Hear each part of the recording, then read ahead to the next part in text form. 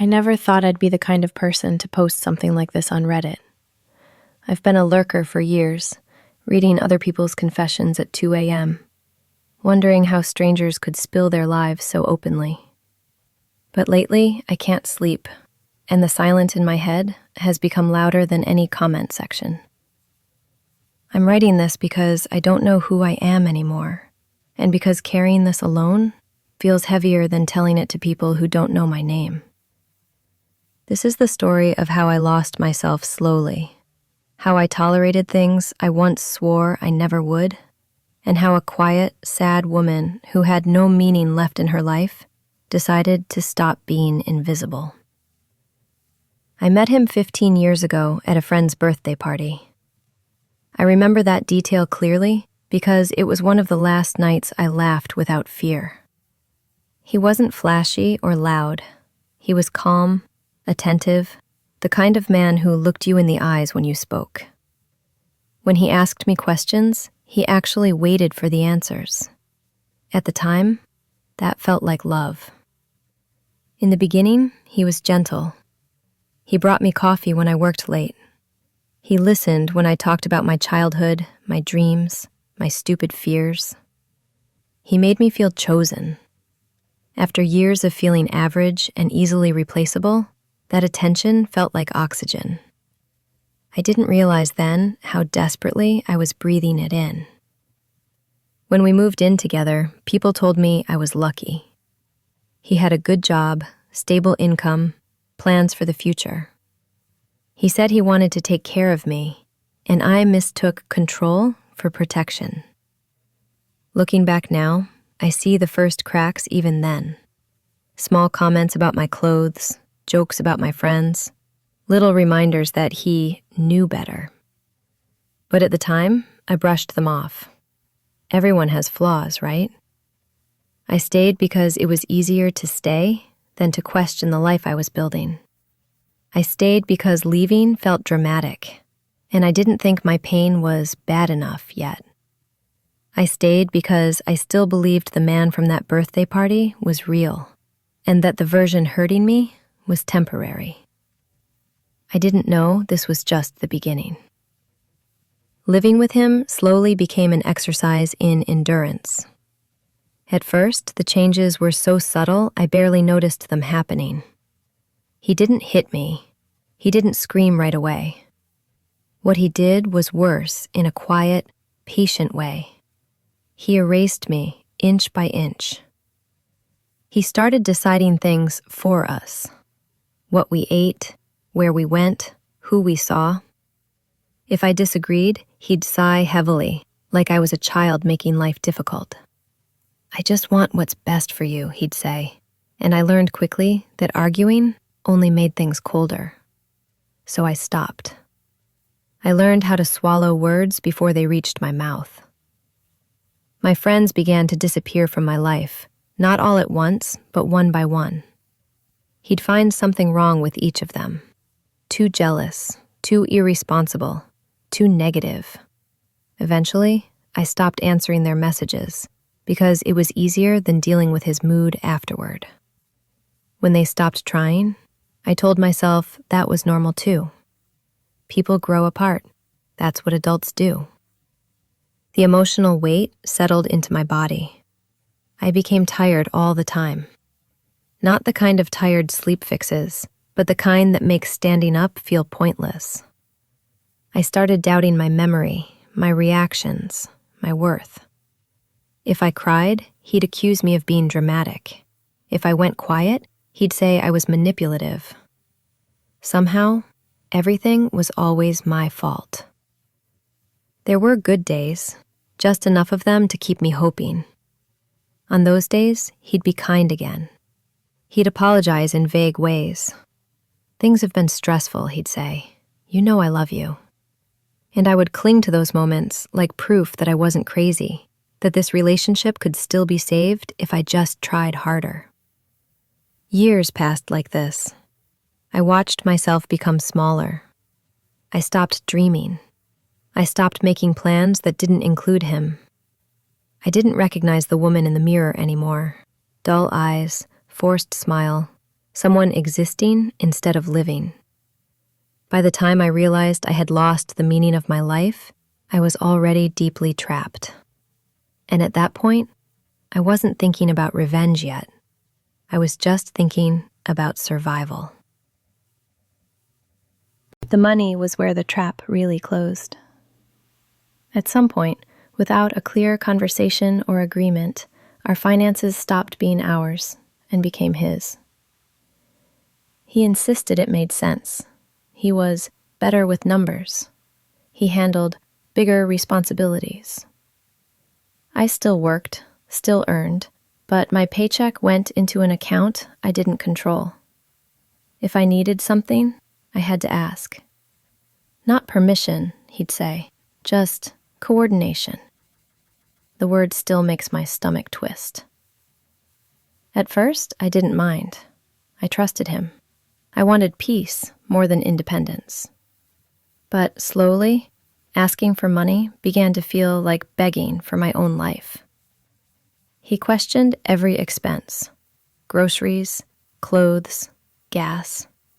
If I spent too much, he'd lecture me about being irresponsible. If I spent too little, he'd accuse me of trying to make him feel guilty. I learned to justify my needs in advance, rehearsing explanations in my head like a defense lawyer.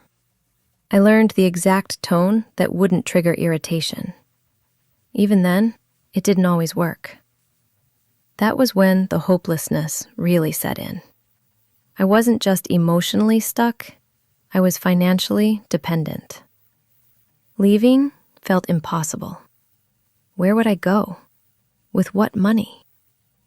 I started to believe that this was it, that this small, controlled, joyless life was the price of being safe.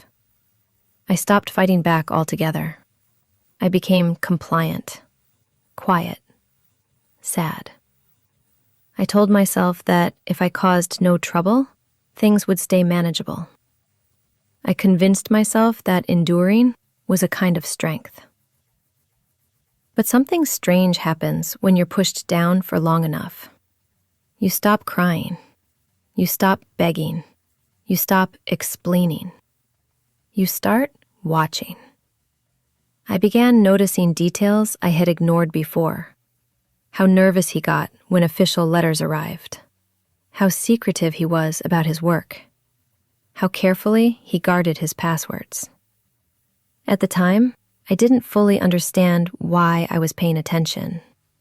I just knew that somewhere, deep inside me, something had stopped accepting this as my fate.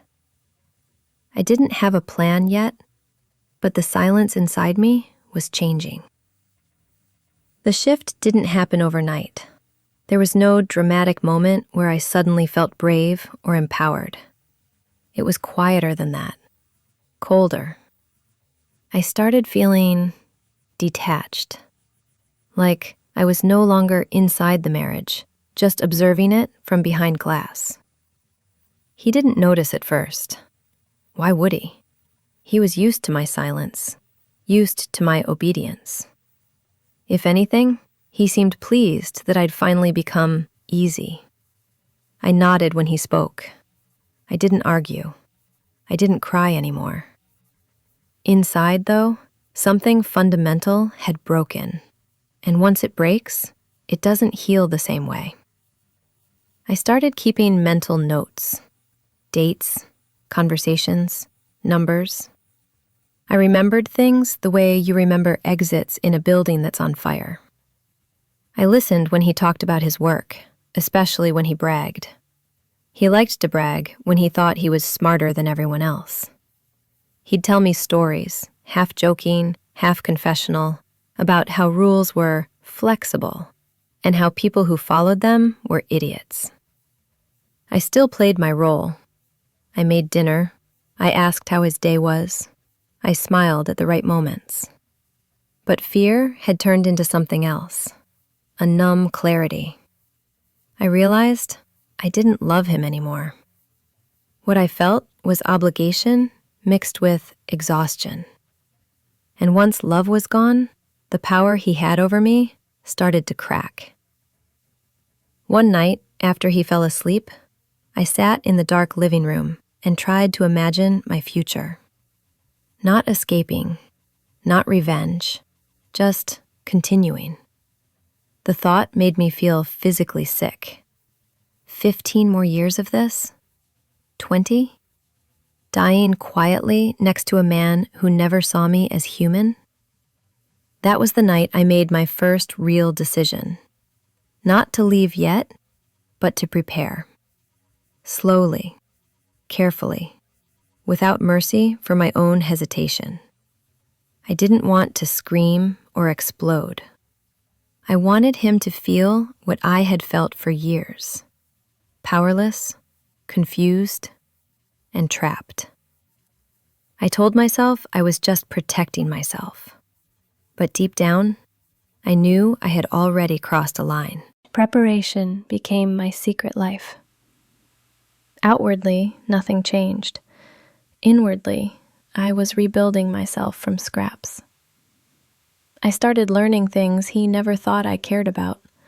Legal terms, property rights, financial structures.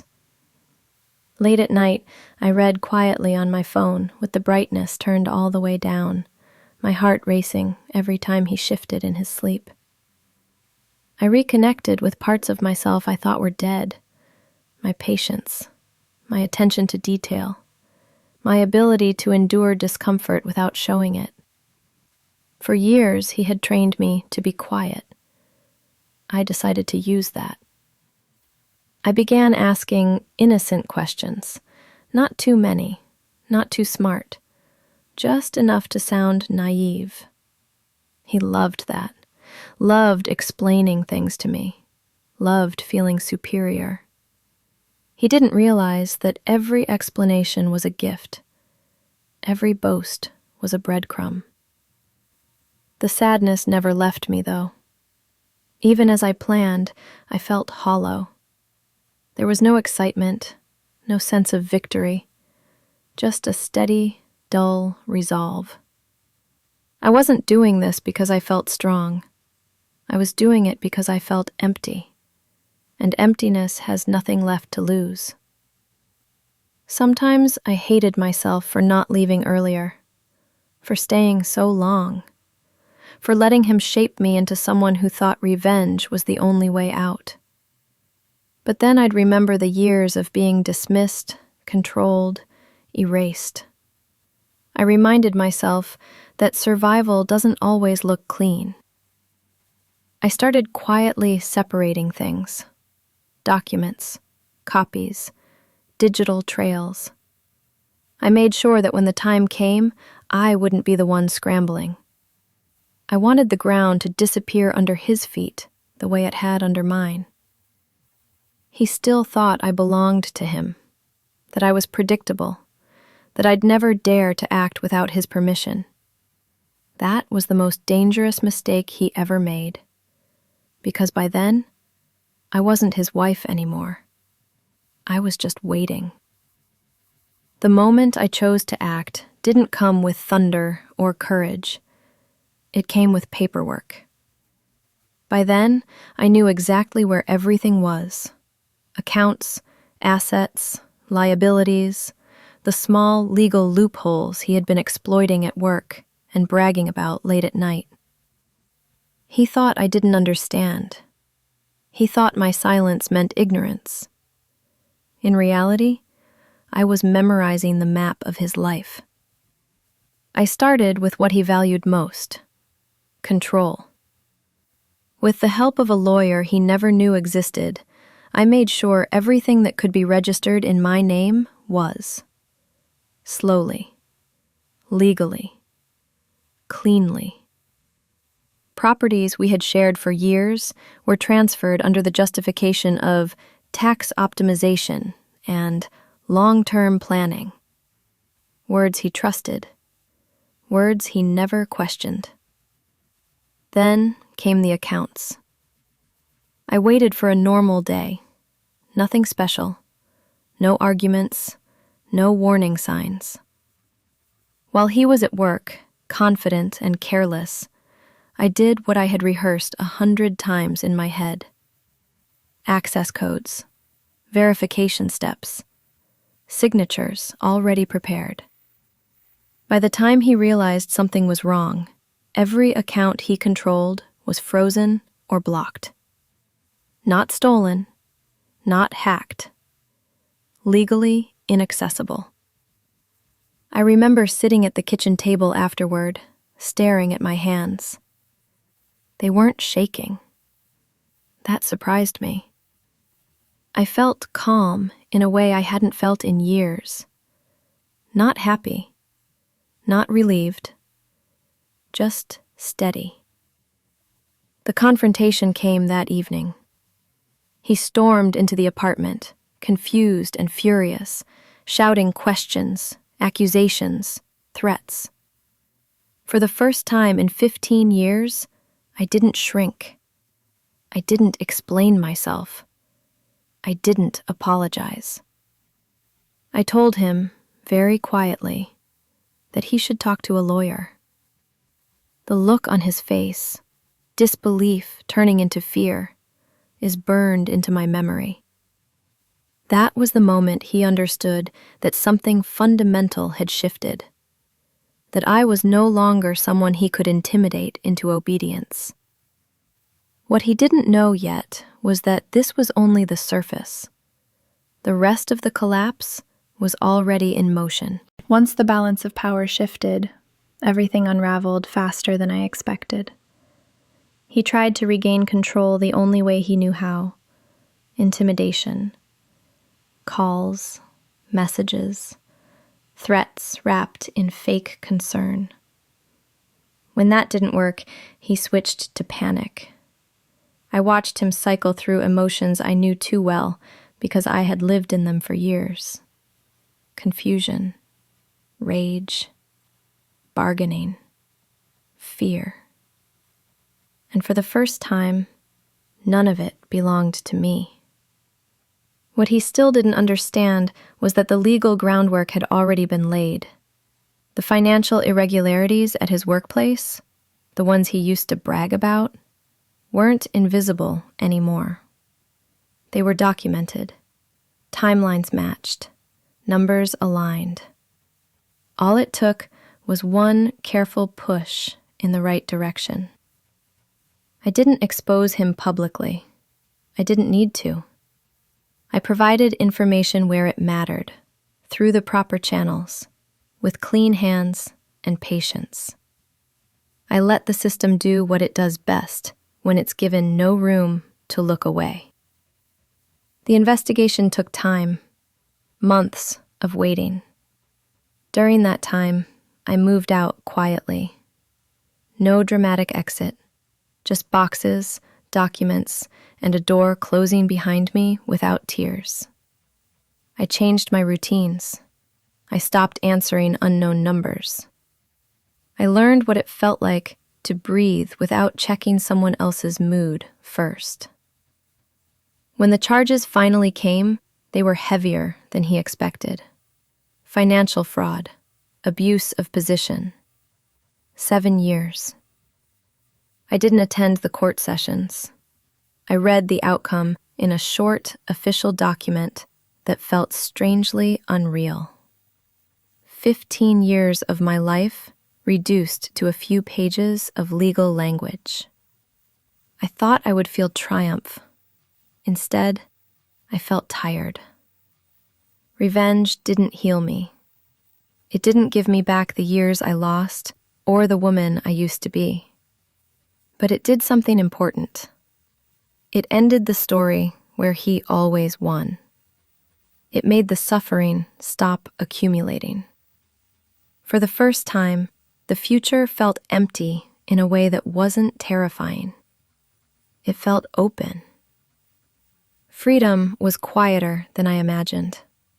There was no celebration, no sudden happiness flooding in. Just long mornings where I woke up and realized no one was monitoring my mood, my spending, my silence. At first, that absence felt unsettling. I kept waiting for the tension to return, for the punishment after doing something wrong. It took months to accept that nothing bad was coming. The sadness didn't disappear with him. If anything, it finally had space to surface. I mourned the version of myself I never got to be. The children I didn't have because the idea of raising them with him terrified me. The friendships I let die because survival took all my energy.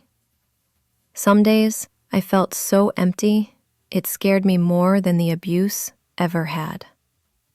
Therapy helped, slowly, painfully. I had to relearn basic things, that my feelings were real, that disagreement wasn't a crime, that love didn't come with conditions and fear. I learned how deeply control had shaped my instincts, how I still flinched at raised voices, how I apologized when I didn't need to. I cut every remaining thread to my old life. New phone number, new email, new routines. I didn't do it out of hatred. I did it because I needed silence to heal, and any connection to him felt like noise. People sometimes ask if I regret how I ended things, if I went too far. I don't answer them. They didn't live those 15 years inside my body. They didn't feel their identity dissolve slowly under someone else's thumb. I didn't reclaim my life all at once. I reclaimed it piece by piece. I met my current husband when I wasn't looking for anything at all. That feels important to say. I wasn't searching for a savior or a replacement. I was still fragile, still learning how to exist without permission. I would have walked away at the first sign of control. He was normal. And after what I'd lived through, normal felt almost unreal. He didn't rush me. He didn't ask invasive questions or demand explanations for my past. When I said I needed space, he respected it without sulking or punishment. When I disagreed with him, he listened instead of trying to win. I remember the first time we argued and nothing bad happened afterward. No cold silence, no revenge, no fear. I cried in my car because I realized how warped my expectations had become. Loving him felt like learning a new language as an adult. Awkward, slow, full of mistakes. I kept waiting for the hidden cost, for the moment where kindness turned into leverage. It never did. When we married, I changed my last name without hesitation. It wasn't about him. It was about shedding the final symbol of a life that had nearly erased me. I changed my phone number. I deleted old accounts. I blocked every possible connection to my ex-husband and his family. Not out of anger, but out of self-preservation. That chapter didn't deserve access to my present. Sometimes, late at night, the memories still surface.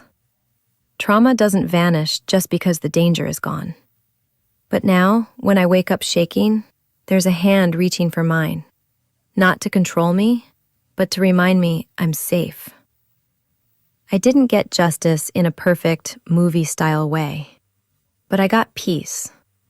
And for someone who once had no meaning left in her life, that feels like everything. I think about the word revenge differently now. When I first wrote that sentence, "Now it's time for revenge," it felt sharp, powerful, almost necessary. Back then, revenge meant balance. It meant taking back what was stolen from me. Control, dignity, choice. And yes, part of me needed him to fall, to finally face consequences after years of walking untouched through other people's pain. But with distance, I see that the real ending wasn't the frozen accounts or the prison sentence. Those were events, necessary ones. The real revenge was quieter and took longer. It was waking up without fear. It was signing my new name and feeling nothing but relief. It was loving a man who never once made me feel small. It was realizing that my life no longer revolved around what he did to me. For years, I thought my sadness meant I was broken beyond repair, that losing the meaning of life meant there was nothing left to build. I was wrong. Meaning didn't come back all at once. It returned slowly, through safety, through kindness, through days that were boring in the best possible way. I don't follow his life. I don't wonder if he's suffering enough. He exists only as a memory now, a closed chapter with no loose pages. I erased every path that led back to him because my future didn't need witnesses from my past. If anyone reading this is still where I was, tolerating, enduring, shrinking, I won't tell you what to do. I only know this. Surviving isn't weakness, and reclaiming yourself doesn't have to be loud to be powerful. I lived with an abuser for 15 years. Now I live with peace. And that's the ending he never thought I'd get.